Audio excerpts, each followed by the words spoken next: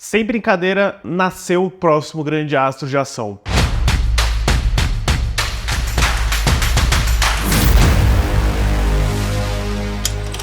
Olá, fãs da Sétima Arte, meu nome é Lucas Nascimento e esse é o Lucas Filmes. E hoje eu tô aqui para falar sobre Rebel Ridge, novo filme do Jeremy Saulnier disponível na Netflix. Mas antes eu pedi para você curtir esse vídeo, se inscrever no canal e ativar o sininho para não perder notificação dos próximos vídeos. É engraçado, né? A Netflix solta tanta coisa o ano inteiro, tantos novos filmes a cada semana, que às vezes é meio fácil a gente acabar deixando uma pérola passar batido, né? O Rebel Ridge já tá em cartaz na Netflix há mais de uma semana, ele tá no top 5 há um tempo considerável, e eu vi esse filme saindo, eu vi algumas pessoas falando sobre ele, não tava tão ligado na história, no projeto. É um novo filme do Jeremy Saulnier, que teve um impacto interessante nos Estados Unidos depois do Ruína Azul de 2013 e o Sala Verde de 2015. Esse em especial fez bastante barulho, né? O filme com o Patrick Stewart neonazista. E esse próximo filme dele, né, de uma certa distância, né, quase 10 anos depois do Sala Verde,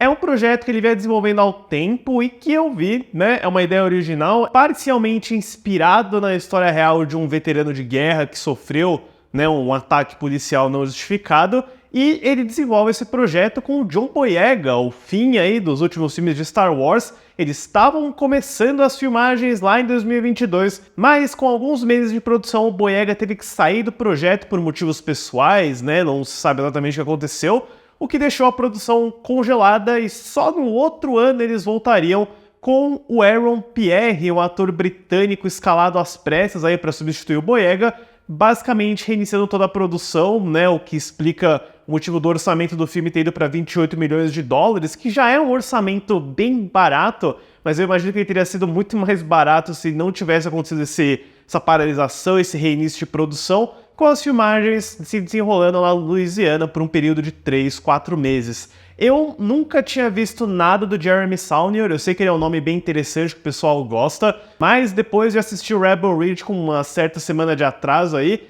realmente o cara é um ótimo diretor, mas em especial, esse Aaron Pierre, pra mim, é uma baita revelação. A história do filme segue Terry Richmond, lido por Aaron Pierre, ex-fuzileiro que viaja para pagar a fiança de seu primo em uma cidade. Ele é abordado por policiais corruptos que roubam seu dinheiro e colocam Terry em um caminho de justiça e vingança. De cara, quando eu comecei a assistir o Rebel Ridge, quando eu comecei a entender a história dele, não tinha como não pensar no primeiro Rambo Programado para Matar de 1982, porque tem aquela mesma energia de uma pessoa que tem um passado militar que é muito perigosa, que é muito letal, que tá na sua, vivendo sua vida, cuidando dos seus negócios, e ele é simplesmente mal encarado por policiais. É exatamente assim que começa o primeiro Rambo, caso vocês não se lembrem, né? Inclusive, um dia eu tenho que falar sobre Rambo aqui, porque é impressionante o quão o primeiro filme do Rambo é mais um thriller, é mais um drama, um filme sobre estresse pós-traumático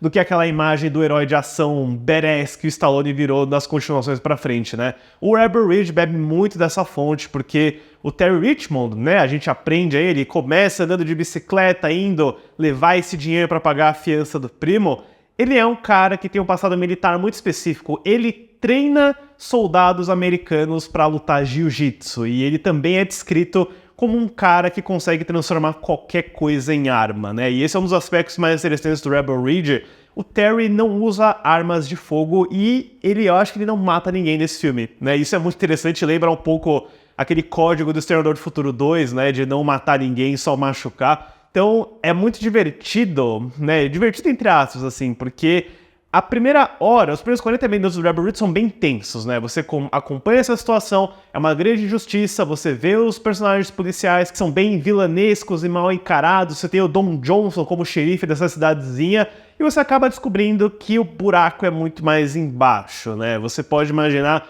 que, putz, é uma mera questão racial que acontece no Rebel Ridge, mas não. Existe toda uma plot mais complexa de corrupção do que aqueles policiais estão fazendo, do que aquela cidade está planejando, e acho que essa é a grande diferença do Rebel Ridge pro Rambo Programado para Matar, que no caso do Rambo é uma questão só de pessoas que se mal encararam. Aqui tem uma plot muito mais complexa, né? E esse é um dos aspectos do Rebel Ridge que me afasta um pouquinho, que é quando ele resolve ficar um pouquinho mais complicado demais, ele envolve essa personagem que é uma estudante de direito da Ana Sofia Robb, fazia tempo que eu não via ela, por sinal, a menina da fábrica de chocolate, lembra dela? Eu sinto que quando o filme vai da missão do Terry em querer salvar o primo dele, impedir que o primo vá pra cadeia, pra tentar resolver o grande problema de corrupção do sistema dessa cidade dos policiais, aí ele me perdeu um pouquinho, devo admitir, porque eu tava gostando daquela vibe meio faroeste, né, do estranho que vai pra essa cidade, aí todo mundo fica contra ele, da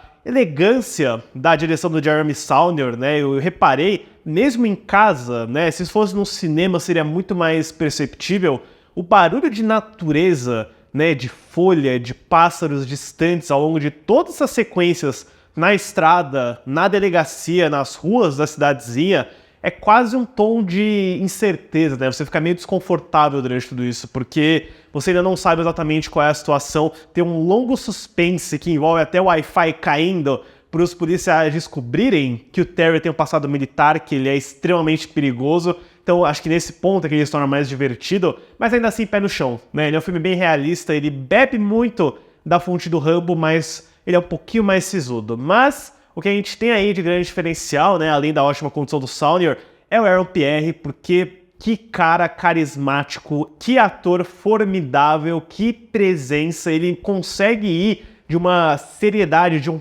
foco, né, quase como se ele estivesse encarando você o tempo inteiro, mas também com um leve escape de humor, com algumas frases de efeito bem divertidas que brincam um pouco, dão aquela piscadela para o cinema de ação dos anos 80 e 90, e acho que tudo que envolve as cenas de ação, né? A coreografia das lutas é muito legal, todo o clímax, né, tem uma construção bem gigante para esse local chamado Rebel Ridge, é realmente, assim, uma grande atmosfera, e eu fiquei impressionado com esse filme. Eu acho que eu também destacaria a trilha sonora muito, muito bem feita dos irmãos Brooke e Will Blair. Ela